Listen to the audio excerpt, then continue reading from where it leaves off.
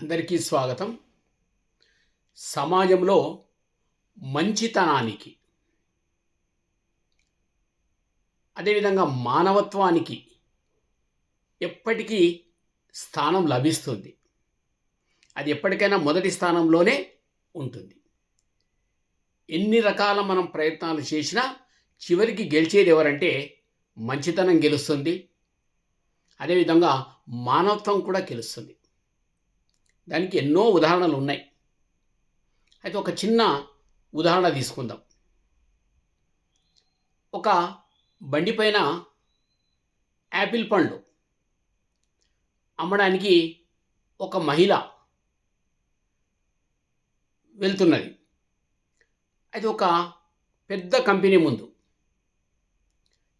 చాలామంది నిరుద్యోగులు ఇంటర్వ్యూకి వెళ్ళేటటువంటి సమయంలో వాళ్ళ దగ్గరికి వెళ్ళి, మా అమ్మ హాస్పిటల్లో ఉంది, దయచేసి నేను 70 రూపాయల ఒక కేజీ అమ్మేటటువంటి యాపిల్ పండ్లను 40 రూపాయలకు మాత్రమే కేజీ అమ్ముతా ఉన్నాను, కొనండి అని చెప్పి ప్రతి ఒక్కరిని అడుగుతూ వెళ్తుంది. ఒక మహిళ, అమ్మ 40 రూపాయలు కాదు 20కే ఇవ్వండి, లేదమ్మా అంటే 10కి ఇస్తే నేను తీసుకుంటా అంటే ఇట్లా కొంతమంది వ్యాపారం చేసేవాళ్ళు ఉంటారు. అయితే ఆమె చివరికి ఆ 10 రూపాయలకు కూడా ఇచ్చేస్తుంది. ఇంకొక వ్యక్తి దగ్గరికి వెళ్తుంది.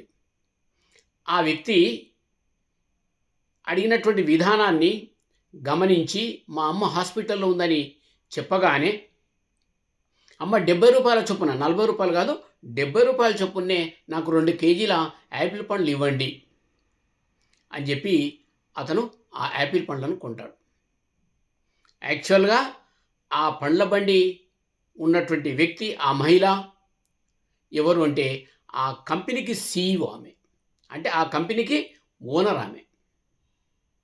మరి ఎందుకు ఆ విధంగా చేసింది ఆమె అంటే, నా కంపెనీ అభివృద్ధి కావడానికి నాకు మంచి వారికి నేను చోటు ఇవ్వాలి, నా కంపెనీలో మంచిగా పనిచేసే వాళ్ళు కావాలి, మానవత్వంతో పనిచేసే వాళ్ళు కావాలి, మంచితనంతో పనిచేసే వాళ్ళు కావాలి అనేటటువంటి ఒక మంచి తత్వంతో ఆమె ఆ విధంగా చేసి ఒక మంచి వ్యక్తిని ఆ ఇంటర్వ్యూలో అతన్ని సెలెక్ట్ చేసి ఆ కంపెనీలో అతనికి జాబ్ ఇవ్వడం అనేది జరుగుతూ ఉంది.